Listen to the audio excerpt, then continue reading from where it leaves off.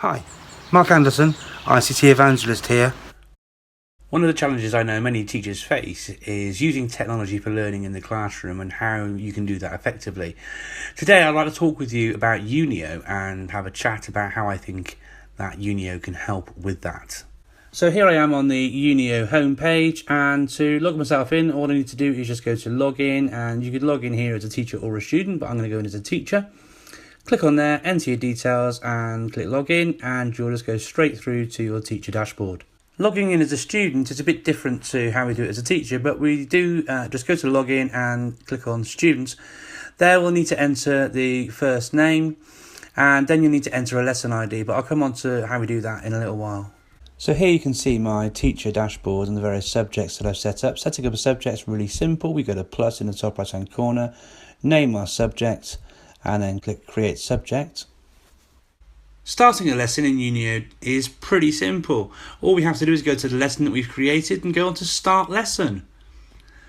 Once the lesson's loaded, we'll be prompted to ask our students to go to uniostudent.com and enter with the join code you can see in front. So if I just jump across quickly, it's very easy for students to do. Just enter their name, so we'll pop in my name here. We'll enter the lesson ID, which again is 3069. And once we're in there, we just tick the box and go to join lesson. And once we're in there, straight away we'll see the content that I've been displaying on my slides that I've created using Unio. Now what's really nice about this is that students can now start to draw lines and annotate and do things on the screen really very simply. To see that as teacher, and we can see that I'm in there already, go to the students tab at the top, and I can already see the collaboration is taking place on the top there. As more and more students join your class, you'll be able to see their annotations too. In addition to what you can see there, you can go onto their annotations and you can take control of their screens, and you can put things on there to leave them feedback too, either by pointing at it, drawing around it, writing about it, circling it or squaring it. And if you make a mistake, you can always rub it out. When you're done, simply release control back to the student and go back like so, and this will then show both your annotations and the student's annotations on your screen too. Now that I'm back in the teacher view by clicking where it says teacher here at the top, I can see the various slides that I've made using Unio. Now, as I go through these various slides, what's really great is that as I move from one slide to the next, like so, those different slides then appear on the screens of the students in your class. So if I just go to my student screen, we can see that that screen is displayed there, and again I can annotate on those and so forth and so on. A nice feature of Unio is that if I get stuck as a student, I can simply go down to where it says ask a question, and I can ask a question, send that question to my teacher, and as teacher I now get to see the different questions that students give me. I'm notified by that in my teacher view by the little one we can see here.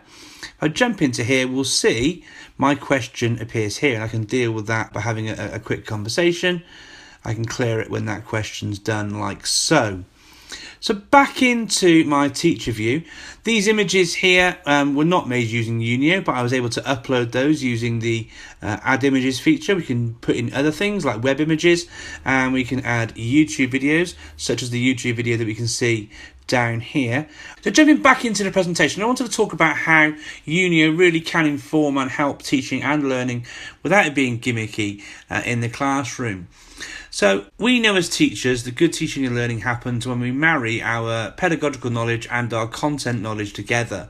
We've had training at university around our pedagogical knowledge and our content knowledge, but where do we actually get some technological knowledge from?